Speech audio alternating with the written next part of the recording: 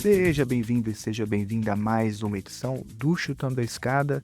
Eu sou Felipe Mendonça e hoje é dia 30 de julho de 2025. E seja lá de onde você estiver escutando, é sempre um prazer enorme ter você aqui com a gente. Em mais um episódio do Chutando a Escada, e hoje a gente conversa com Bernardo Salgado Rodrigues. Bom dia, boa tarde, boa noite a quem nos ouve. Aqui quem fala é Bernardo Salgado Rodrigues. Eu sou atualmente professor no Instituto de Relações Internacionais e Defesa da Universidade Federal do Rio de Janeiro, da UFRJ, o IRID. Da minha formação, basicamente eu sou formado em Ciências Sociais pela UFRJ, em Ciências Econômicas pela UERJ. Tenho mestrado e doutorado em Economia Política Internacional pela UFRJ também.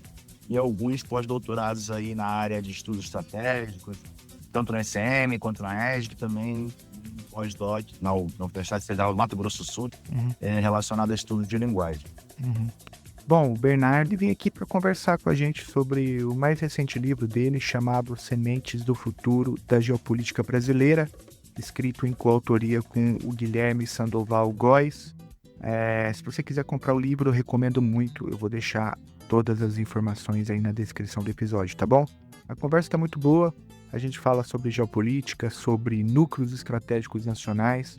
A gente fala também sobre o papel do Estado e da política industrial, do reposicionamento do Brasil no cenário internacional, enfim.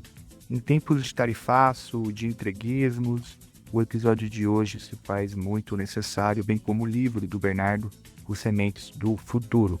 E como de costume, no final do episódio tem sempre a afiada coluna lá do pessoal do Observatório Político dos Estados Unidos. Dessa vez quem vem aqui é o Vitor Cabral, e ele traz para a gente atualizações sobre os Estados Unidos, com foco em dois temas principais, temas inclusive bastante importantes para entender a política contemporânea dos Estados Unidos. O primeiro é a expansão do uso de tornozeleiras eletrônicas em imigrantes, e o segundo são os paradoxos das relações entre Washington e Caracas. Antes da gente começar, eu quero agradecer imensamente o apoio de quem torna esse podcast possível.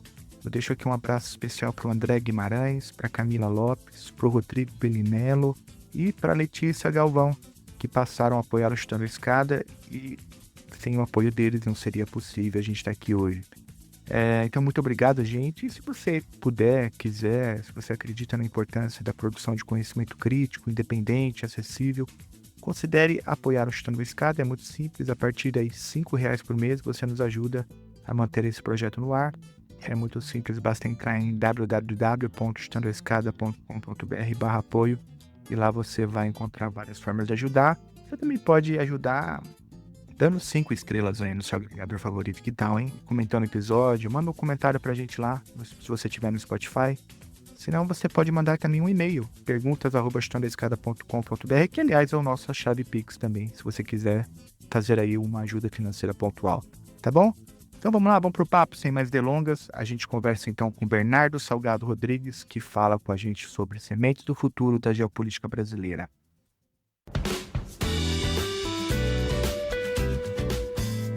A escada é uma construção que serve para fazer um deslocamento vertical. Nem sempre é assim, mas tem um jeito de facilitar tudo isso. Elevador? Não.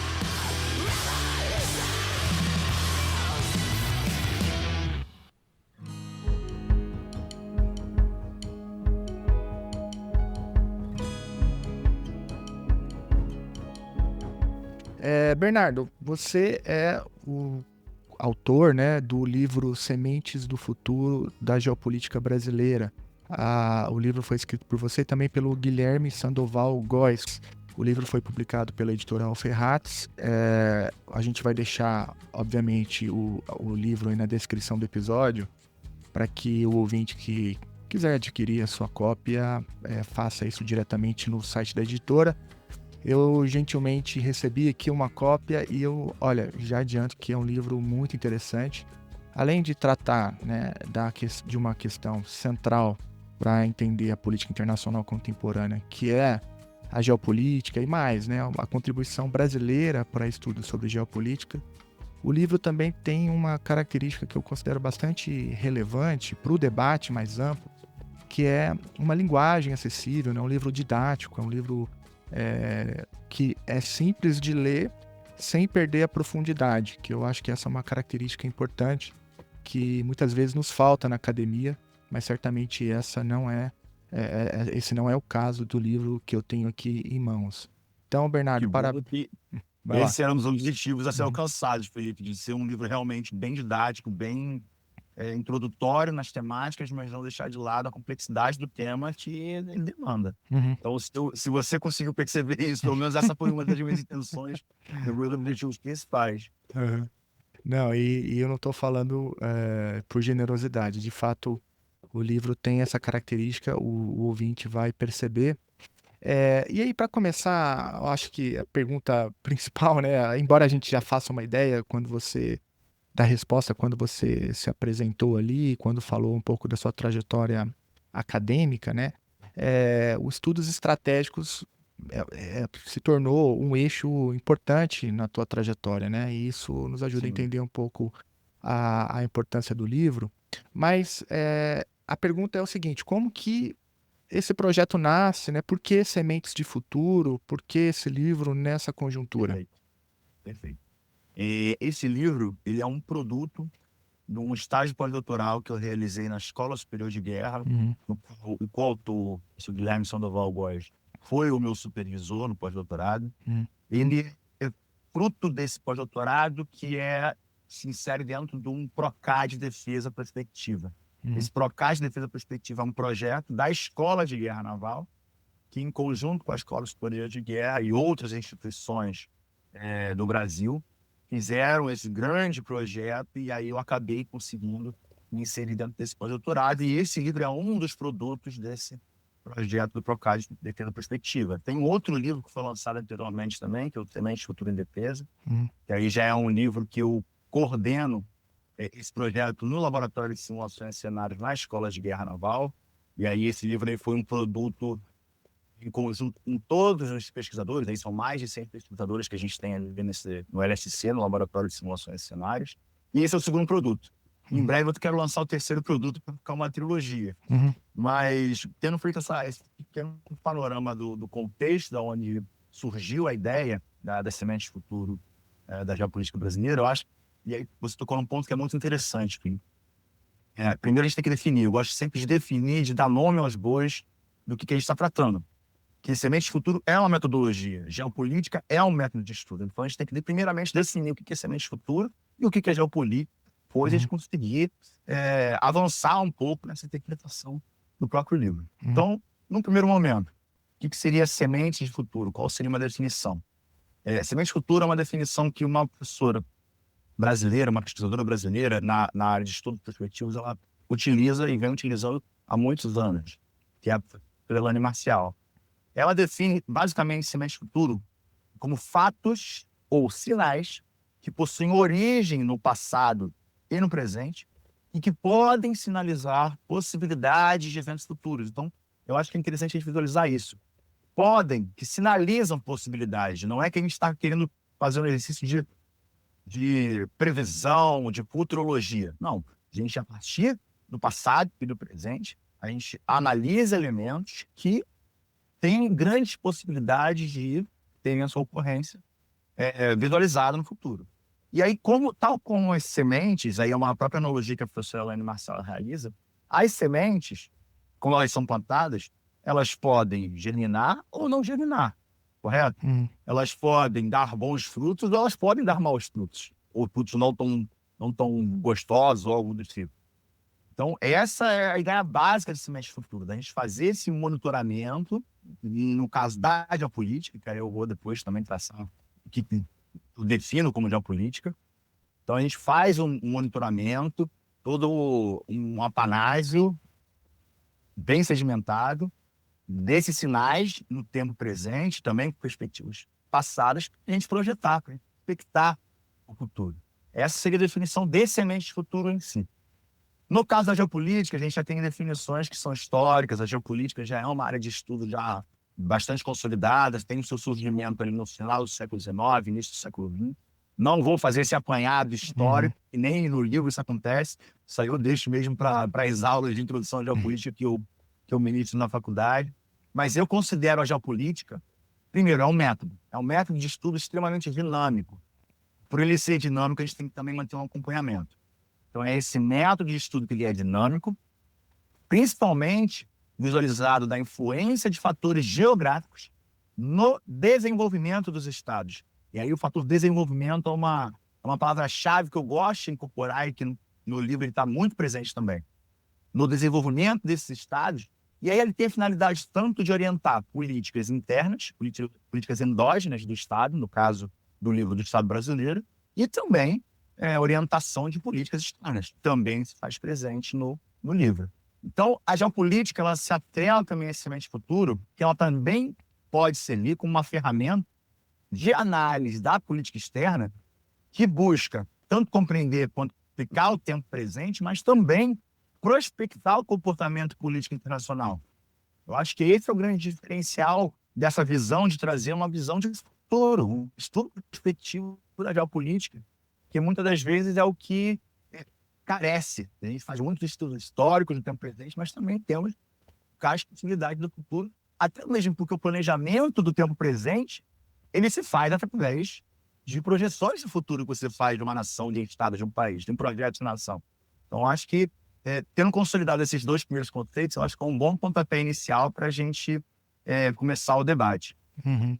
Não, excelente, muito, muito bom a maneira como você organiza, né, esses dois conceitos, ficou bem claro, né, a importância de entender geopolítica também como um método, né, se entende bem, qualquer coisa me corrige, e Não, essa discussão sobre sementes do futuro, entendidos ali como também uma forma, né, de prospecção de cenários, algo que, como o livro demonstra muito bem, é algo que nos falta aqui no Brasil, né? Há uma ausência crônica de clareza sobre prospecção de futuro, o que compromete, né, as ações do Brasil também no presente.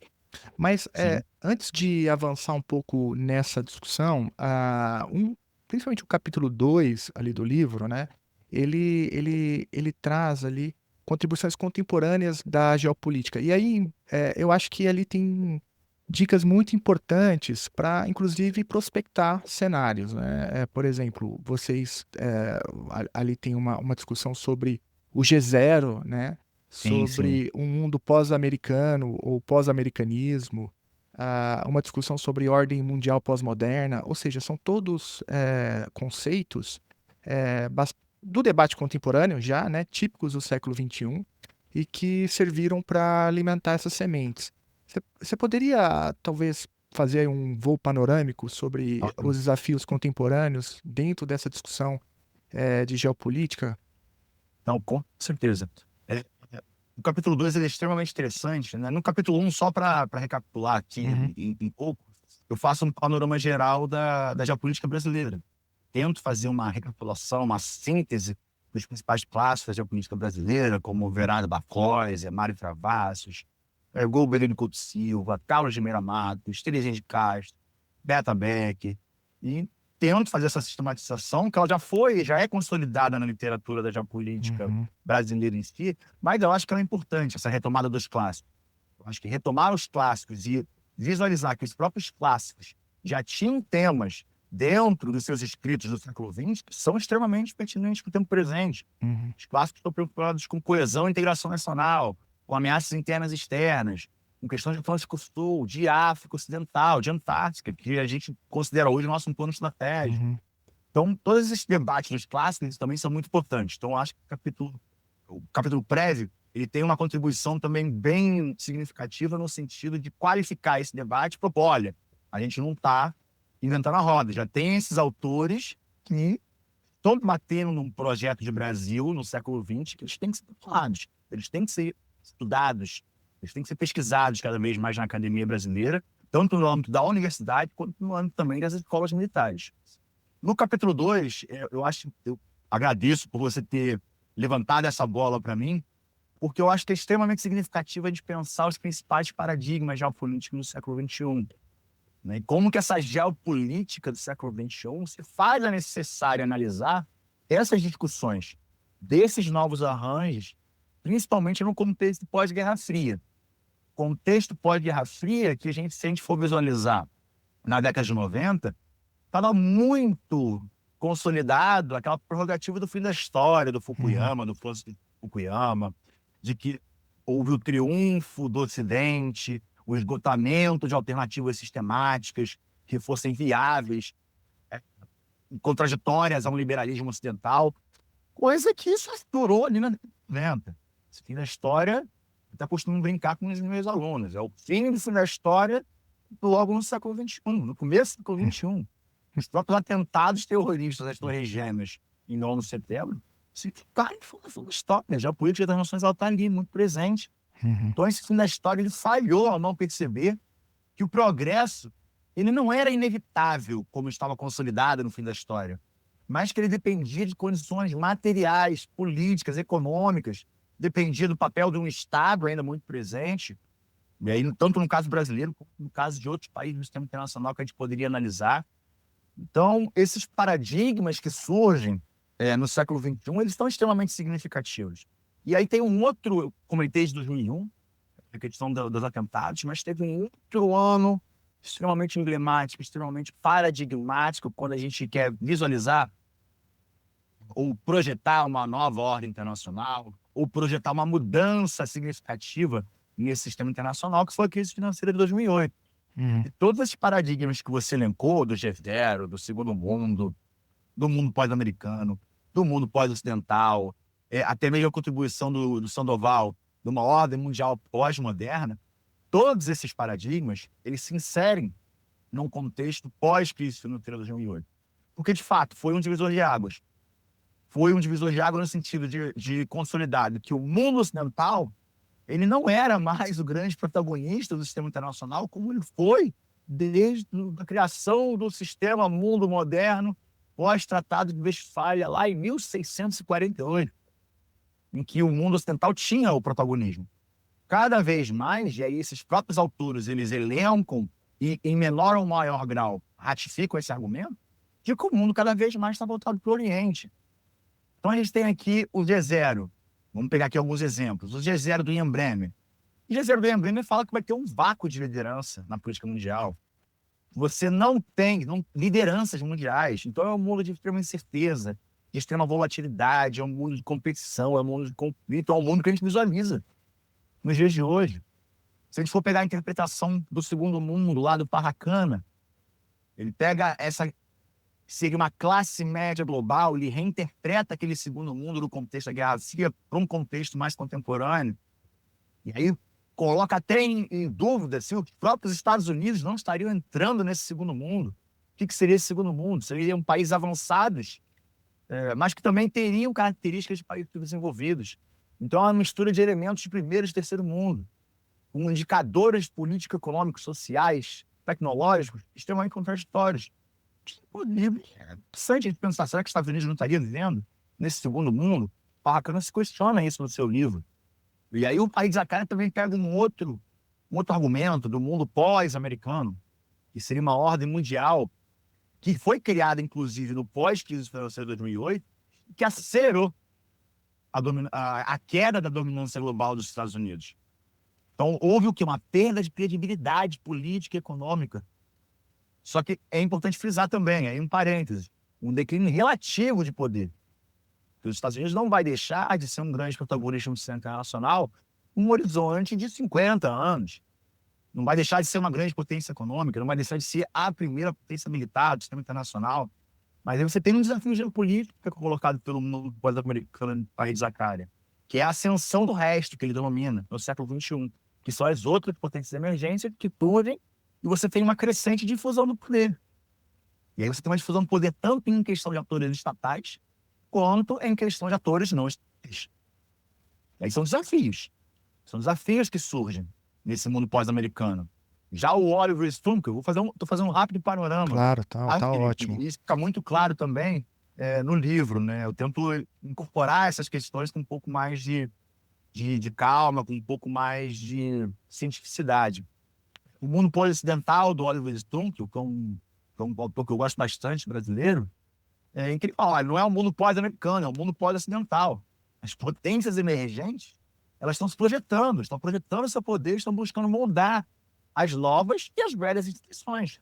Estão procurando se inserir com mais assertividade nas velhas instituições e também criando novas instituições, seja através de um BRICS, seja através de um banco asiático, seja através do novo banco dos BRICS, seja através de projetos de integração regional. Então, é uma ordem pós-unipolar, a gente não está mais falando da unipolaridade dos Estados Unidos, que era muito significativa, muito presente ali na década de 90, e que significa uma crescente multipolarização. Então, a perspectiva em que os assuntos globais vão fazer parte de uma dinâmica multipolar. E veja bem também que o próprio Stunk, ele coloca no livro dele que essas potências emergentes, elas não estão querendo destruir a ordem internacional consolidada, não. Estão querendo criar uma ordem paralela, uma ordem complementar, uma ordem que não seja confrontativa. Você pode ter um banco mundial, você pode ter um Fundo Monetário Internacional, mas também você tem um banco de desenvolvimento dos BRICS, você também tem um acordo de contingente de reserva dos BRICS. Você pode ter vários elementos que foram criados nessa ordem pós-Segunda Guerra Mundial, mas também existem novos elementos que estão sendo sedimentados nessa ordem multipolar da contemporaneidade. E aí, fecha essa parte do capítulo do livro com a contribuição do meu companheiro de escrita, que é o professor Guilherme Sandoval Góes, professor lá da Escola Superior de Guerra, em que ele propõe que a gente esteja vivendo, também num contexto pós-crise financeira de 2008, uma ordem mundial pós-moderna. Então, o professor Sandoval, ele acaba fazendo uma interessante e instigante contribuição, propondo que essa ordem mundial pós-moderna teria um unilateralismo militar, focado nos Estados Unidos, um tetradimensionalismo econômico, focado nos Estados Unidos, União Europeia, Japão e China, um multipolarismo geopolítico, com os múltiplos polos de poder do sistema internacional, os múltiplos polos geopolíticos de poder, e também um pluralismo cultural. Múltiplas culturas em várias frentes, em várias modalidades, em todo o sistema internacional. Então, essa unipolaridade geopolítica da Pax Americana, que é visualizada, que foi muito forte na década de 90, ela entra em confrontação com essa equivalência geopolítica multipolar. E aí o que o Sandoval ali vai colocar? Olha, o que é melhor para o Brasil? E a gente começa a situar Brasil no debate. O melhor para o Brasil é essa equivalência geopolítica multipolar. E que a gente seja um dos grandes polos de poder do sistema internacional. O Brasil tem essa capacidade de ser um dos grandes polos geopolíticos de poder. E para isso, a questão da multipolaridade é extremamente interessante e relevante. Bom, esses paradigmas geopolíticos, enfim, o livro é muito, muito interessante. Tem inclusive um quadro ali, né, num determinado momento do livro, meio que sistematizando os principais fundamentos teóricos, né, desses paradigmas que passa pelo G0, Segundo Mundo, pós-americanismo, pós-ocidentalismo. Sim. E essa contribuição do Sandoval Góes, né, da Ordem Mundial Pós-Moderna, eu acho que vale muito a leitura, né? Mas assim, me corrija se eu estiver errado, né? O que, grosso modo, esses paradigmas têm em comum, embora partam de tradições diferentes, né, enfatizam questões diferentes, tem justamente a ver com esse ponto que você trabalha no final da tua última fala, que envolve uma reorganização do mundo, né, uma ascensão da Ásia, mas principalmente da China, né, nessa conjuntura do século XXI, o que coloca ali desafios para a América do Sul, mas especialmente para o Brasil, que é o foco do livro, né? Então, uma das questões que aparece, inclusive no livro, mas uma questão perene, eu acho que da política externa brasileira, é justamente como equilibrar o intercâmbio com Washington e com Pequim, né? Uma vez que nós, enfim, estamos... segundo a leitura americana, né, no quintal dos Estados Unidos. É claro que eu estou colocando isso de uma perspectiva crítica, né, mas é assim que eles nos veem muitas vezes, né, e não tem vergonha de falar isso literalmente. Então, a maneira como que o Brasil sente a presença dos Estados Unidos é uma maneira muito particular, né, dada a proximidade e o histórico das relações. Ao mesmo tempo, a China se impõe como uma realidade quer seja ultrapassando os Estados Unidos como o principal parceiro comercial do Brasil, quer seja também ultrapassando os Estados Unidos em algumas áreas, não em todas, né, como principal fonte de investimento externo direto, enfim, em vários outros indicadores que a gente poderia colocar aqui, né? Tudo isso gera um desafio para pensar a autonomia brasileira e a autonomia regional, né? Como o livro tão bem demonstra, né? Sim. E daí, se entendi bem o argumento, daí a importância de se pensar, portanto, o que vocês chamam de núcleo ou núcleos estratégicos, né? O que é um núcleo estratégico e por que isso é tão importante para entender esses novos cenários, esses novos paradigmas que surgem no século XXI? Faz sentido? Faz sentido essa pergunta? Faz total sentido, e o mais interessante é que você realizou realmente a leitura bem apurada do livro, Felipe. Porque realmente Eu li essa direitinho. lógica... Eu passaria na tua prova, ou não, não sei. Passaria na prova. Justamente essa ordem dos acontecimentos, os próprios capítulos, né? São 4 capítulos, o livro não é muito grande, a gente consegue fazer uma leitura integral do livro em alguns dias. Mas eu acho que tem uma densidade de debate muito interessante. Eu acho que é a contribuição buscando entejar. E aí até um ponto. Eu acho que mais importante do que a venda dos livros é o debate que os livros podem suscitar. Os debates por dentro do livro que eles podem suscitar na academia ou na sociedade brasileira. Eu acho que esse é o ponto fundamental que a gente quer trazer. E os próprios núcleos estratégicos entram de forma muito sistemática nesse debate também. Só previamente, para a gente entrar nessa questão dos núcleos estratégicos, eu acho que é importante e relevante retornar no ponto que você mesmo elencou aí anteriormente, que é a questão da disputa sino-estadunidense, que altera a correlação de forças de todo o sistema internacional, inclusive do Brasil. Então, a gente tem alguns autores que vão falar de bipolaridade assimétrica, que vão falar de coexistência cooperativa, que vão falar de coexistência competitiva entre esses países. Tá, mas o que isso vai dizer para o Brasil? O que isso vai dizer para a América do Sul? Eu acho que esse é o grande pulo do gato. Eu acho que essa é a grande contribuição que a gente tem que trazer para o debate. Eu acredito que quando a gente tem uma relação triangular, e eu visualizo Estados Unidos, China e Brasil como uma relação triangular, a gente pode ter tanto competição quanto cooperação com cada um dos outros vértices desse triângulo. Essa competição, essa cooperação, ela apresenta janelas de oportunidades para o Brasil. Então, para a América do Sul e para o Brasil, o aumento do intercâmbio que a gente teve com Pequim faz com que a gente possa levar o poder de barganha com Washington.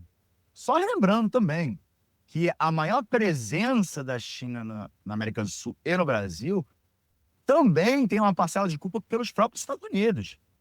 No contexto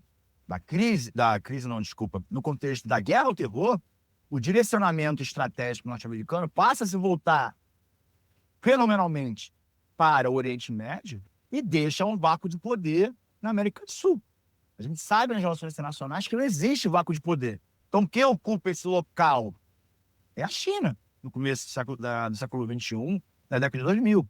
É o boom das commodities, é uma maior entrada, é uma participação mais ativa com vários países da América do Sul, é se tornar o maior parceiro comercial do Brasil, tanto em termos de exportações quanto de importações. Então, essa relação, ela amplia os laços econômicos, financeiros, culturais e políticos entre Brasil e China. Ela não é vista, ela desperta apreensões por parte dos Estados Unidos, não é vista com bons olhos. Então, isso é disfuncional para os interesses norte-americanos na nossa região. Então, numa visão geoestratégica, de autonomia brasileira, estou pensando aqui em Brasil, a região ela pode aproveitar essa competição regional e global entre Estados Unidos e China. Ela pode estabelecer laços pragmáticos com ambas as partes, quem oferecer mais benefícios, quem oferecer mais externalidades positivas rumo a uma meta estratégica de desenvolvimento socioeconômico brasileiro. E aí que entra a questão dos núcleos estratégicos. E aí a neoconstrução, a reconstrução do núcleo estratégico é imperativo para reverter essas consequências de um alinhamento automático que a gente teve no momento anterior com os Estados Unidos no contexto do consenso de Washington. Então, é essencial essa avaliação crítica, aproveitar essas janelas de oportunidade nessa transmutação geopolítica contemporânea que a gente vivencia. E aí, para chegar no ponto e definir o que é núcleo estratégico, Bernardo, está falando aí núcleos estratégicos, o próprio Sandoval fala muito nas suas palestras dessa questão, o termo é uma contribuição do professor Sandoval, ele já vem trabalhando com isso há alguns anos, e a minha intenção foi sistematizar isso num livro e dar nome aos bois. Falar, professor, muitas das vezes, eu até já critiquei ele algumas vezes, assim, particularmente, pessoalmente, mestre, eu chamo ele de mestre, né? Muitas das vezes as pessoas não sabem o que é núcleo estratégico, você tem que definir. E aí a busca do livro é justamente nessa definição. O que seriam os núcleos estratégicos? Na nossa visão, é o ponto central da estrutura produtiva de um Estado, através do controle de setores estratégicos da atividade nacional. Então, é um conjunto de segmentos econômicos, tecnológicos, autônomos, que são capazes de atuar de modo eficaz, de modo eficiente, de modo competitivo no cenário internacional. Resumidamente, são grandes conglomerados empresariais, sejam eles públicos, sejam eles privados, que operam em diversos setores da economia, que operam no desenvolvimento nacional e que também têm a capacidade de se espraiar no cenário internacional. Tem uma dinamicidade de competir no cenário internacional. Bernardo, uma dúvida. Isso não é muito próximo daquele conceito, por exemplo, do Medeiros, de complexo industrial militar? Qual é a diferença? É próximo, mas também não é próximo. Sim e não. Uhum. A questão do complexo industrial militar do Medeiros é muito voltado para econômico-militar. Aqui, se a gente estiver falando de Revolução Verde, se a gente estiver falando de complexos setoriais, eu até chego a definir no livro alguns complexos. E o complexo militar faz parte dos principais complexos. Eles definem 4 complexos que eu considero fundamentais dentro desses núcleos estratégicos nacionais. E são complexos que a gente já tem empresas que são participantes, já tem empresas que são ativas. O complexo industrial da defesa, que aí tem muita convergência com essa terminologia do Medeiros, o complexo econômico militar. Só que também a gente tem um complexo industrial da saúde, a gente tem um complexo industrial da energia e a gente tem um complexo industrial do agronegócio. Aqui também, eu faço um parênteses, que nem está colocado no livro, mas que é interessante da gente ratificar, que a definição desses 4 complexos não impede que outros complexos possam vir a ser criados no futuro. Pensando numa revolução científico-tecnológica, pensando numa 4ª revolução industrial. Esses são complexos que a gente já possui. A gente já tem um complexo industrial da defesa. A gente já tem um ProSub, um programa de submarinos da Marinha. A gente já tem um KC-390 no nome da Força Aérea. No complexo industrial da saúde, a gente já tem uma Fiocruz, um Instituto Butantan. A gente já tem uma indústria de fármacos. No complexo industrial da energia, a gente já tem empresas também sedimentadas nesse complexo. E do agronegócio, acho que eu nem preciso me alongar muito. A gente tem um dos maiores agronegócios do mundo, um dos maiores complexos industriais de agronegócio do sistema internacional como um todo. Então, eu acho que nesse sentido é que se diferencia um pouco desse contexto, desse conceito do professor Medeiros, mas também tem convergência, também está dentro dessa grande seara da questão que a gente delimita dos núcleos estratégicos.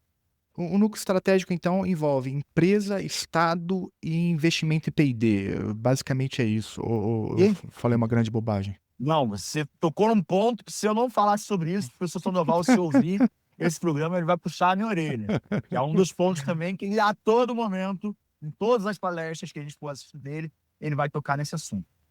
Quando a gente fala de núcleos estratégicos, a gente está falando de um conceito chamado de tríplice hélice. O que é essa tríplice hélice? É a conjunção entre a universidade, a indústria e o governo. A universidade tendo o seu papel de ensino, de pesquisa, de extensão. A indústria sendo responsável pela produção, por produtos e serviços. E o governo tendo a sua responsabilidade de política, de financiamento, de regulação. Então, a tríplice hélice é uma conjunção desses 3 atores trabalhando harmoniosamente. Não é cada um no seu quadrado, É cada um trabalhando de forma a poder possibilitar com que outros núcleos estratégicos do poder nacional, da geopolítica brasileira, surjam no futuro.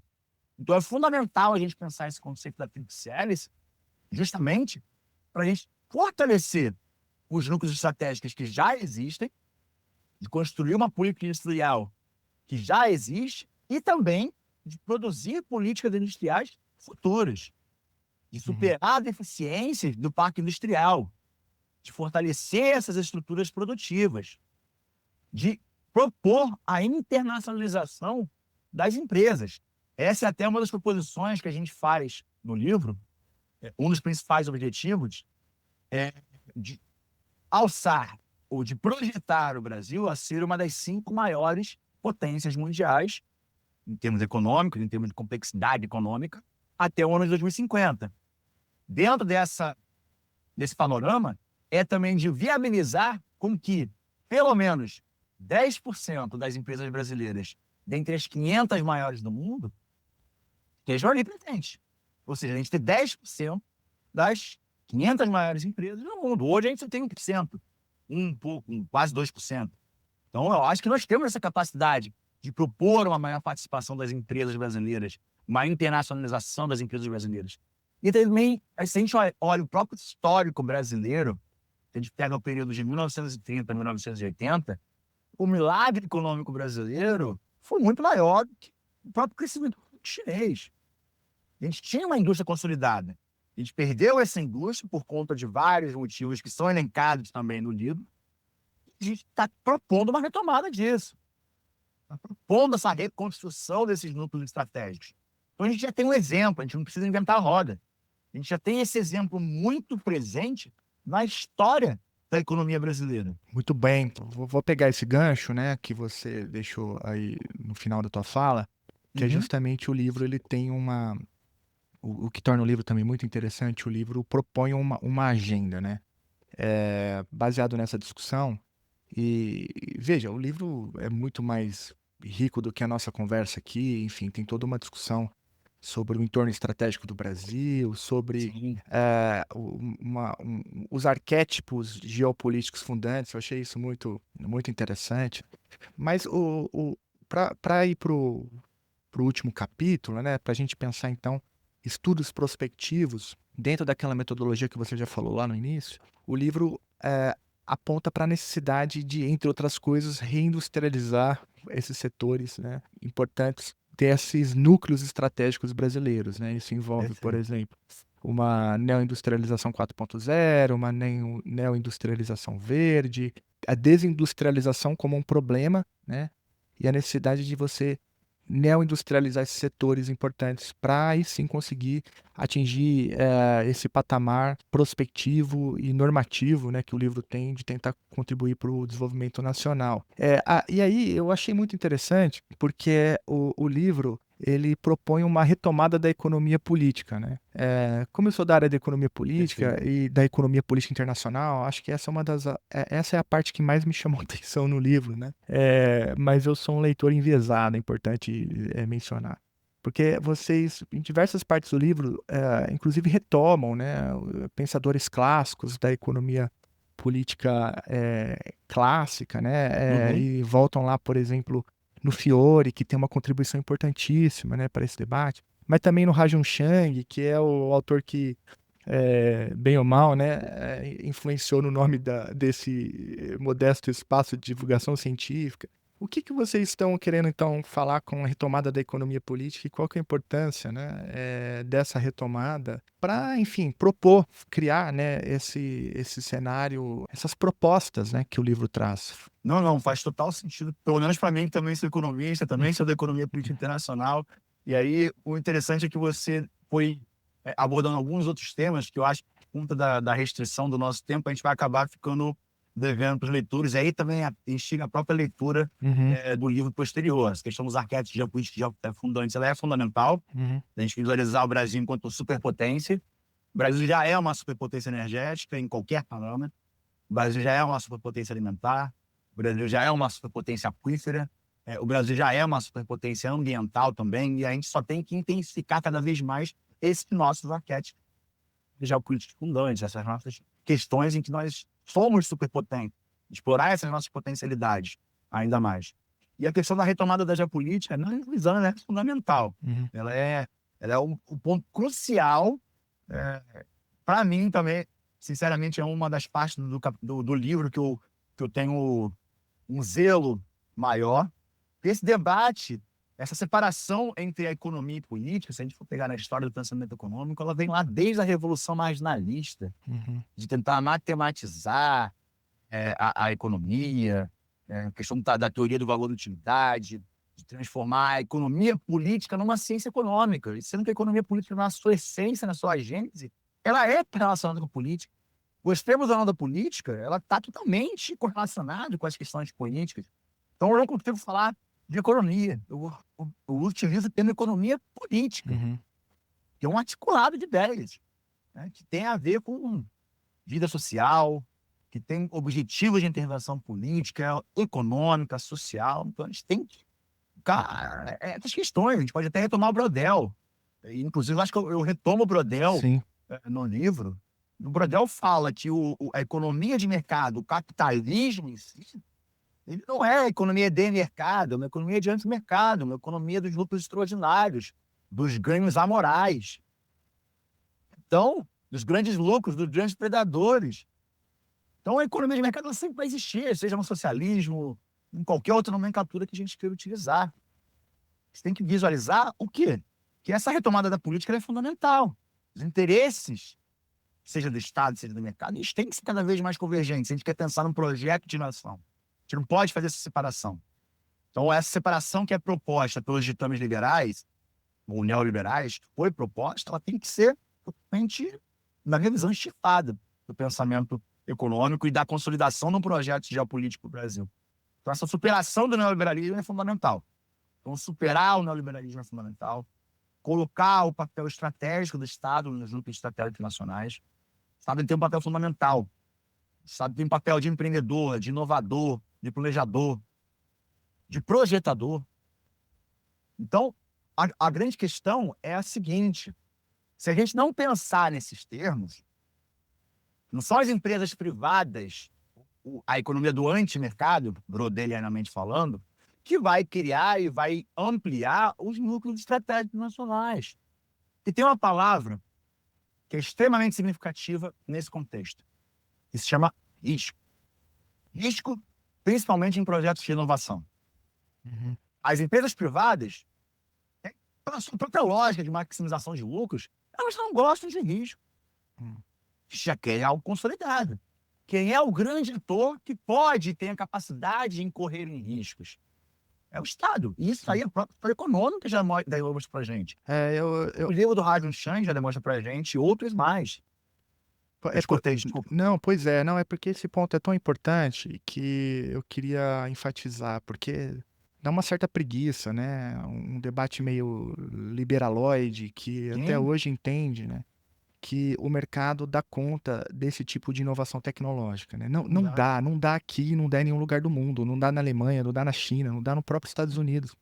Basta ver o que eles estão fazendo para reindustrializar o país, por exemplo, no setor de chips, né? Exatamente. E sai o Trump, entra Biden, volta Trump, nada muda, né? É o Estado na veia, é a injeção de anabolizante com dinheiro público, né, para poder colocar o país de novo na ponta de lança, né, da tecnologia dentro dessa que você chamou de indústria 4.0, né? Então dá uma certa preguiça, né, ter que muitas vezes... não tem mais tanta paciência. Pois é, e esse ponto que você está falando é importantíssimo. Empresa nenhuma... O próprio livro consolide esses argumentos, né? Pois é. E aí, esse é um gancho para a questão da neoindustrialização geopolítica. A gente tem que pensar a neoindustrialização em termos da política, como você comentou. Todos os países do sistema internacional estão retomando as suas atividades industriais, estão injetando alto fluxo de investimento, de financiamento, para poder potencializar os seus próprios núcleos estratégicos nacionais. E uma grande parte do setor econômico brasileiro fala: olha, nós temos que propor mais liberalização. Mas isso não faz sentido nenhum.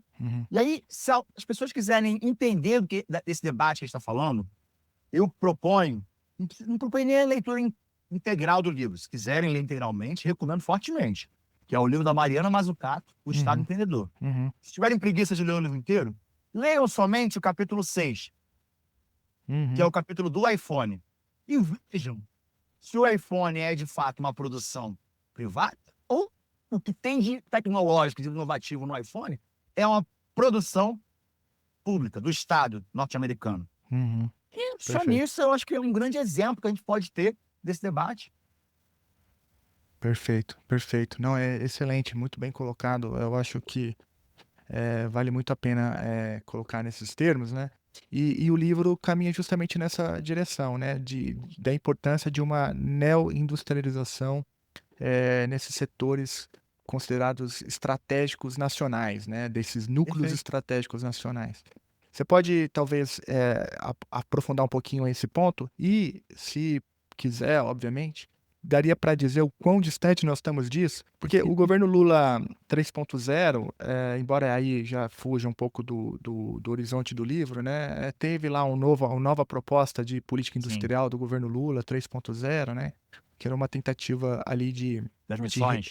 exatamente, de reindustrializar o país e tudo mais, mas um contexto de extrema, né, dificuldade para fechamento das contas e tudo mais. O livro até é muito ousado, né, numa subseção, quando propõe a desfinanciarização da economia brasileira, né? Esse é Porque, um dos pontos porque uma principais. coisa está completamente atrelada à outra, né? O que você tem a dizer sobre isso? Eu ia começar realmente por esse ponto da desfinanciarização Uhum, da economia. uhum, Na minha visão, ele é fundamental. A gente voltar os nossos olhos para a questão da intensificação do investimento em capital produtivo em detrimento desse capital financiarizado no sentido especulativo e curto-prazista, no sentido financeiro-rentista. Ou seja, são capitais financeiros que vêm para o Brasil devido à sua alta taxa de juros, e aí isso é uma própria contradição do próprio governo Lula. Ao mesmo tempo que você propõe uma nova indústria Brasil, você também eleva a taxa de juros. Isso é um contrassenso. Se você coloca a taxa de juros em patamares extremamente elevados, você está querendo propor que haja um processo de maior, no sentido corporativista, no sentido de migrar os fluxos de capitais para circulação e não para produção. Então, essa é uma contradição que eu visualizo muito significativa que existe nesse governo Lula. Tem um projeto que é extremamente audacioso dessas missões, das 6 missões, né, de cadeias agroindustriais, biodefesa, não, decarbonização, a questão da saúde, questão de produtividade digital, questão da defesa, estou esquecendo uma outra. Bem-estar nas cidades. Acho que é mais ou menos isso, as 6 missões. De cabeça assim fica meio difícil às vezes de lembrar. Você tem essa proposição dessas missões, extremamente audacioso, que é uma proposição da própria Mariana Mazzucato, que eu citei anteriormente, que ela tem essa questão das missões que são propostas, ela vem fazendo consultoria com vários países no sistema internacional, o Brasil sendo um deles. Só que a gente continuar com essa economia brasileira altamente financiarizada, nas palavras do professor Ladislau Dalbor, um capital extremamente improdutivo, de que a atividade financeira ela deixa de ser uma atividade meio, que ela é fundamental, de financiar a produção, para ser uma atividade fim. É a própria questão do dedelinha do Marx, em que você não entra na esfera da produção, você tem o dinheiro para gerar mais dinheiro. É isso que acontece. Eu gosto até de elencar isso com os meus alunos. Qual o problema disso para a economia? A economia, a gente tem um contexto, a gente tem um conceito de fluxo circular da renda. A gente precisa da produção. Que a produção, seja industrial, seja lá na área de serviço, enfim, vamos focar na área industrial. Ela gera empregos. Gerando empregos, você gera renda. Gerando renda, você gera compra de mais produtos e serviços. E isso faz com que tenha tributos que vão com o governo, que pode reinvestir em outros setores, e aí você tem um ciclo totalmente positivo. Com esse processo de ampla financiarização, de desregulamentação financeira, você perde tudo isso. Então não adianta a gente querer debater de núcleos estratégicos ou o governo querer propor uma nova indústria Brasil a partir de emissões, está intensificando ao mesmo tempo esse processo de financiarização, essa migração em que o retorno do capital é muito mais plausível, é muito mais vantajoso na área financeira como uma atividade fim do que na área produtiva. Então, a gente está discutindo essa questão também em âmbito geopolítico. Tá? Um outro ponto também que eu acho extremamente significativo da gente estar nesse debate, mesmo que seja bem en passant, é a questão do financiamento público estratégico. E a gente tem que contar com o BNDES, a gente tem que contar com uma Caixa Econômica, com o Banco do Brasil, com uma FINEP. São agentes fundamentais para a gente pensar o financiamento de longo prazo, para promover ações anticíclicas, para financiar principalmente a questão da inovação. Porque a questão da inovação está totalmente relacionada com esses núcleos estratégicos nacionais. A gente tem que pensar em inovação. E a gente pensar em inovação são esses agentes públicos que vão estar ali presentes. Muito bem, muito interessante. Só que para deixar aqui registrado, né, a Nova Indústria Brasil são 6 missões, a primeira, cadeias agroindustriais sustentáveis, a segunda, Isso. complexo econômico industrial da saúde, terceira, infraestrutura, saneamento e moradia, É isso que eu estava esquecendo. a quarta, transformação digital da indústria, a quinta, bioeconomia, descarbonização e transição de segurança energética, e a quinta, tecnologias de interesse para a soberania e defesas nacionais. E achei muito interessante, né? O projeto é maravilhoso. Sim. Então esse é o projeto aí da Nova Indústria Brasil e, enfim, ele aponta, basta ver os jornais, você vê ali que no Brasil o governo aponta para direções contraditórias, né? Ao mesmo tempo que pensa em 6 missões aqui nesse projeto, muito bonito no papel, você lê os jornais e vê que o governo não consegue ter uma coalizão mínima ali no Congresso para garantir o orçamento desse ano corrente, né? Enfim, Sim. basta ver o que está acontecendo com as universidades federais e assim por diante. Bernardo, uma das coisas também que eu acho importante, a gente falou muito da reindustrialização, né? E ao mesmo tempo, o que a gente tem visto justamente o contrário, é uma desindustrialização dos parques produtivos brasileiros, né? Uhum. E no Brasil, né, no afã, né, de fazer parte dessas cadeias globais de valor, muitas vezes internacionaliza seus negócios ou permite, né, que empresas internacionais atuem nesses setores que vocês definiram como núcleos estratégicos, né? O que você acha? Qual a importância disso para o debate? O que você tem a dizer sobre isso? Porque me parece que é um ponto fundamental, né? E a pandemia meio que mostrou isso, né? Eu acho. Claro. Da importância de você ter no país o grosso, né, dessas tecnologias e dessas produções, né? Porque em situações de crise, ficou evidente na pandemia que não há como contar com a solidariedade dos outros países, né? Eu acho que a questão de autonomia e soberania econômica, política, que a gente está propondo, lastreado pelos núcleos estratégicos nacionais, tem uma palavra-chave, que é política industrial. A gente tem que pensar em como reverter esse processo de desindustrialização da nossa economia, da nossa estrutura produtiva. E Felipe, eu vou um pouco além. Tá? Até um debate que a gente realiza no livro, não só a questão da desindustrialização, mas também a questão da desnacionalização das empresas brasileiras, tanto públicas quanto privadas. Então, para mim, isso é um fator também que é extremamente agravante para as sementes do futuro da geopolítica brasileira. Uma vez que a aquisição de empresas brasileiras por estrangeiros, na minha visão, representa o quê? Uma transferência do centro de decisão para o exterior. E isso, para uma estratégia nacional de desenvolvimento, é extremamente péssimo.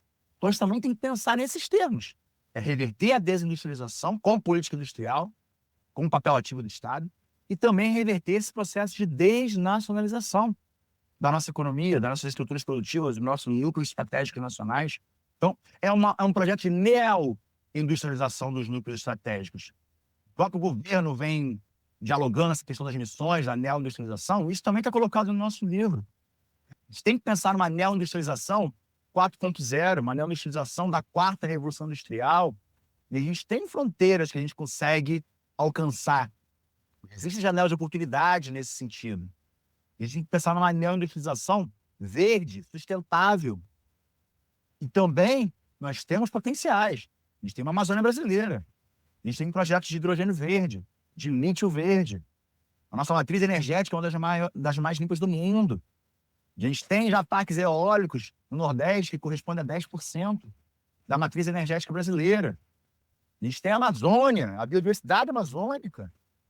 A gente pode falar em biotecnologia, de bioeconomia. A gente tem que pensar também na questão da neoindustrialização e geopolítica. O que é essa neoindustrialização geopolítica? É deslizar o panorama geopolítico internacional. O que os grandes estados, os grandes países estão fazendo? Reshoring. Estão revalorizando essas cadeias produtivas nacionais. Então a gente tem que também valorizar as nossas. A gente tem que impulsionar os nossos núcleos estratégicos nacionais, porque é o que de fato está acontecendo no mundo como um todo. A partir do momento que você tem cada vez mais conflitos, cada vez mais imponderáveis, você tem uma pandemia da Covid-19, você tem uma guerra da Ucrânia, você tem múltiplas guerras, isso tudo pode fazer com que as cadeias globais de valor não façam tanto sentido. E a gente tem que pensar numa reorganização. É o que já está acontecendo. É uma dinâmica que já está acontecendo. Então, essa neogeopolítica dos núcleos estratégicos nacionais, diante de uma globalização que está totalmente pulverizada, faz com que a análise dessas sementes de futuro da geopolítica brasileira tenha uma funcionalidade. Então, esse livro tem uma funcionalidade prática para a gente pensar o futuro do Brasil, para a gente pensar a geopolítica do Brasil, para a gente pensar o desenvolvimento do Brasil. E aí eu até proponho, e aí para fechar, para não me alongar muito também, o Felipe, primeiro a gente refletir essas questões geopolíticas no âmbito internacional, que são fundamentais para a gente propor um projeto de uma geopolítica brasileira.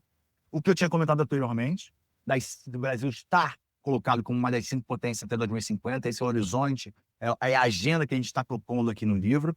E para isso, a gente necessita do fortalecimento dessa indústria nacional. Indústria nacional é essa que a gente possui diversos ativos, a gente não precisa inventar a roda. É que pensar a questão da tríplice hélice também e pensar, fundamentalmente, uma missão estratégica da geopolítica brasileira, que é elevar essa resiliência, a competitividade internacional, a liderança tecnológica sustentável das grandes empresas multinacionais brasileiras.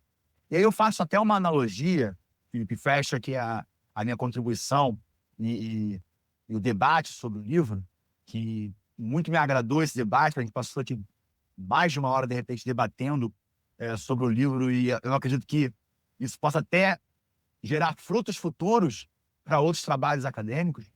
Eu faço uma proposição que eu acho que é extremamente interessante. A gente tem a Amazônia Verde, que é a nossa grande Amazônia, região amazônica. A gente tem o conceito de Amazônia Azul, que surge lá em 2004 no âmbito da Marinha do Brasil, que é para sedimentar a questão das nossas fronteiras marítimas, das potencialidades que a gente possui no âmbito de uma economia do mar, e todas aquelas externalidades positivas que, porventura, possam existir naquela região da Amazônia Azul, da nossa zona econômica exclusiva. E, na conclusão, nas considerações finais do livro, que eu até pretendo qualificar isso posteriormente em artigos acadêmicos, é a proposição de uma Amazônia amarela, que a gente completa a bandeira do Brasil. E o que seria essa Amazônia amarela? Seriam essas principais empresas do desenvolvimento nacional com atuação internacional. Seriam os próprios núcleos estratégicos. Então, a gente pode também pensar nesses termos. A gente pode pensar em 2 localidades geográficas e um imponderável econômico, que são esses núcleos estratégicos nacionais. E a sua importância, se a gente quer refletir as sementes futuras da geopolítica brasileira.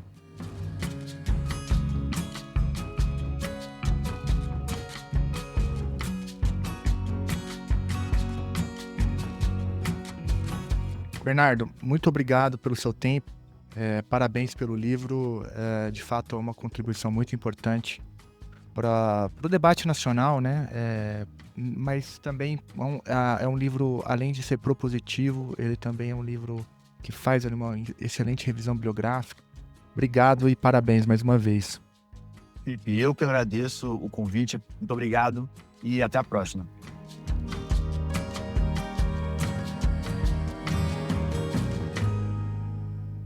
Olá, ouvinte do Chutando a Escada, eu sou o Victor Cabral, doutorando em Relações Internacionais e mestre em Geografia pela PUC-Rio.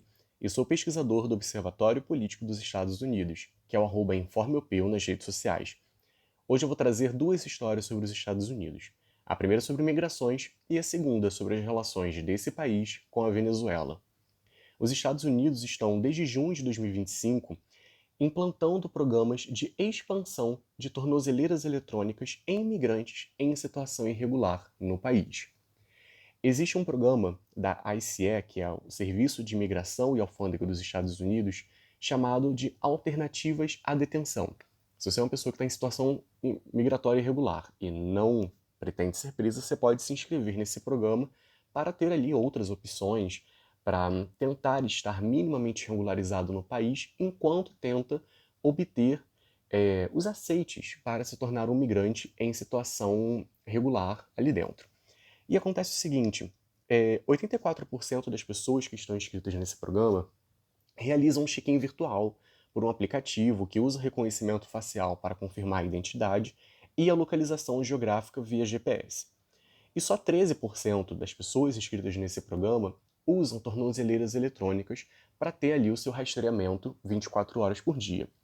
Só que a ICE, que é essa agência de imigração dos Estados Unidos, está expandindo um programa que ela tem de rastreamento que é financiado a partir de um acordo com o Gel Group, que é uma empresa que vende essas tornozeleiras eletrônicas e que inclusive faz a reciclagem delas. A pessoa se torna regularizada ou então passa a ser deportada e essa tornozeleira passa de um para o outro. A questão é que agora a ICE quer colocar essas tornozeleiras eletrônicas em mais de 183 mil pessoas que estão em situação migratória irregular nos Estados Unidos. Ou seja, sair de um pequeno número de pessoas que têm isso hoje para uma grande quantidade de pessoas. E o Gel Group é uma empresa, é um conglomerado de empresas que investiu na campanha do Donald Trump. Eles doaram mais de US$ 1,5 milhão na campanha do ano passado e também para o comitê de posse. E além de agora ganhar ainda mais milhões de dólares por parte dessa venda das tornozeleiras eletrônicas para o governo, o Gel Group possui dentro do seu conglomerado uma companhia aérea que vem sendo contratada pelo governo para fazer os voos de deportação de imigrantes que estão em situação irregular. Ou seja, existe uma empresa de rastreamento de rastreamento 24 horas dos imigrantes, ela doa para o governo e agora ela vai lucrar ainda mais por ter justamente investido nesse governo. Só que isso gera um problema social, né? Porque as tornozeleiras eletrônicas, elas estão com uma imagem vinculada a pessoas que cometeram crimes e que estão respondendo em liberdade, o que acaba criando um estigma social nas comunidades locais onde essas pessoas circulam. Só que agora os migrantes, mesmo que não tenham cometido nenhum tipo de crime, vão passar a ser vistos nas localidades em que vivem como criminosos, porque eles vão passar a andar com a tornozeleira ali, piscando o tempo todo e monitorando os seus passos. E isso vai fazer também com que esse grupo, a Gel Group, tenha que expandir as suas contratações de funcionários, porque vai precisar ter mais gente para fazer esse monitoramento das tornozeleiras, pessoas para poder ligar para esses migrantes como se fosse um agente de condicional, para poder dizer se ela está fora do perímetro geográfico que ela tem direito a estar, se a bateria está baixa, ligar para saber o porquê que de repente a tornozeleira foi violada e todas as outras questões que envolvem o monitoramento 24 horas de pessoas em situação de liberdade condicional como se fossem criminosos. E aí tem uma advogada de direitos humanos nos Estados Unidos que se chama Laura Rivera, que já está dizendo nas denúncias que estão sendo feitas pelas organizações de direitos humanos de que isso vai transformar o país numa grande gaiola digital, em que as pessoas vão ser monitoradas a todo tempo, mesmo que não tenham cometido crimes. E as migrações acabam sendo a ponte para o nosso próximo assunto. Desde meados de julho desse ano, os Estados Unidos e a Venezuela trocaram prisioneiros. 10 americanos que estavam presos na Venezuela foram trocados por 252 migrantes venezuelanos que estavam presos em El Salvador após serem deportados. Essa é uma demonstração de que Trump e Maduro podem sentar numa mesa para negociar determinados termos. Só que essa negociação de troca de prisioneiros, ela não tem um viés humanitário. Ela faz parte de todo um processo de negociação para que a petrolífera Chevron, que é uma empresa americana, possa voltar a operar na Venezuela. Desde maio de 2025, a Casa Branca disse que não iria renovar essa licença que permite a exploração de petróleo da Chevron na Venezuela. Só que disputas internas entre as alas mais rígidas em aspectos ideológicos e as alas mais pragmáticas desse governo Trump II parecem ter surtido algum tipo de efeito para uma vitória, ao menos temporária, do governo Maduro em relação a essa possibilidade da manutenção das operações da Chevron no país. O que acontece? A Venezuela depende da exploração de petróleo por ser a base da sua economia. E a Chevron possui presença na Venezuela já há praticamente 100 anos. Então existe uma relação intrínseca entre a empresa e o Estado venezuelano. E como essas operações estavam suspensas, isso gerou problemas de lucro para a Chevron, mas principalmente um grande alerta para o governo Maduro de não conseguir manter o básico das suas operações econômicas. E a agência de notícias Bloomberg e o The Wall Street Journal já vem garantindo que esse retorno das atuações da Chevron está praticamente certo por parte do governo Trump, assim como a possibilidade dos sócios europeus da PDVSA, que é a empresa estatal de petróleo da Venezuela, possam voltar a investir na empresa. Então, inclusive agora, no dia 24 de julho, Nicolás Maduro deu uma entrevista à rede de televisão Telesur, confirmando esse retorno da concessão da Chevron para as operações na Venezuela. E aí a gente tem o outro lado da história, que mostra como é que é interessante essa relação entre os Estados Unidos e a Venezuela. Porque de um lado nós temos uma possível abertura para negociações, devido a essa troca de prisioneiros e o provável retorno das operações da Chevron, enquanto do outro lado nós temos os Estados Unidos fazendo acusações formais de que o governo Maduro e outros altos funcionários do governo estão fornecendo apoio material a organizações terroristas. Os Estados Unidos designaram o Cartel de los Soles como uma organização terrorista sediada na Venezuela por meio da Ordem Executiva 13.224. Esse cartel, segundo as denúncias do governo dos Estados Unidos, apoiaria outras duas organizações tidas como terroristas pela Casa Branca, que são o Trem de Aragua, que é uma facção de narcotraficante venezuelano que vem expandindo as suas atuações pela América Latina e com práticas de violência e de extorsão contra a população civil, e também o Cartel de Sinaloa, que é um dos mais fortes e perigosos do México. E aí a Divisão de Assuntos do Hemisfério Ocidental do Departamento de Tesouro dos Estados Unidos vem argumentando que a designação do Cartel de los Soles como organização terrorista vai permitir aplicar novas sanções contra integrantes do grupo e contra o alto escalão do governo Maduro por terem supostamente transformado a Venezuela em um narco-estado. Essa designação vai permitir o bloqueio de propriedades e de interesse em propriedades nos Estados Unidos de pessoas que forem incluídas na lista de sancionados.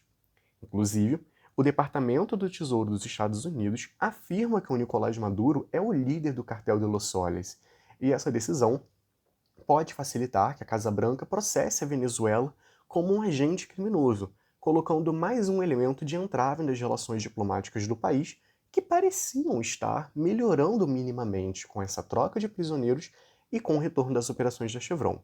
Inclusive, na manhã do último domingo, dia 27 de julho, o secretário de Estado dos Estados Unidos, o Marco Rubio, que é conhecido por ser um grande opositor ideológico em relação a Cuba e a Venezuela, tuitou o seguinte, abre aspas, Maduro não é o presidente da Venezuela e seu regime não é o governo legítimo. Maduro é o chefe do Cartel de los Soles, uma organização narcoterrorista que tomou posse do país. Ele está sendo indiciado por tráfico de drogas nos Estados Unidos. Fecha aspas. E aí, dessa forma, a gente consegue perceber que a relação entre Washington e Caracas é realmente complexa, porque numa mesma semana a gente tem a libertação de prisioneiros e imigrantes, temos a retomada das operações da Chevron na Venezuela sendo liberadas por parte da Casa Branca, e em seguida temos a designação de uma nova organização terrorista na Venezuela e com o presidente do país sendo supostamente o líder dela. Ou seja, não existe tédio quando a gente vai olhar as relações entre Estados Unidos e Venezuela. Principalmente nesse momento que o governo Trump tem ali uma certa disputa entre uma ala mais pragmática que está pensando em ganhar dinheiro para o petróleo e uma ala mais ideológica que está pensando realmente nesses entraves e nas disputas ideológicas com quem possui algum tipo de discordância. E se você chegou até aqui, ao final desse episódio do Chutão da Escada, não deixe de seguir o perfil oficial do podcast nas redes sociais, compartilhar esse episódio com quem você gosta e de seguir o grupo de pesquisa que eu faço parte, que é o @informeopeu nas redes sociais. Pois assim, você apoia a produção de conhecimento independente feita por cientistas. E é isso, gente. Até a próxima. Tchau, tchau. Ataques, só o tempo vai dizer, porque do governo Trump a gente já sabe. Podemos esperar tudo, inclusive nada. Bom, e se você chegou até aqui ao final desse episódio do Chutão da Escada, não deixe de seguir o perfil do podcast nas redes sociais, compartilhar esse episódio com quem você gosta e de seguir o grupo de pesquisa que eu faço parte, que é o @informeopeu nas redes sociais. Pois assim, você apoia a produção de conhecimento independente feita por cientistas. Até a próxima. Tchau, tchau. Você acabou de ouvir mais um episódio do Chutando a Escada. Para apoiar, acesse chutandoaescada.com.br/apoio.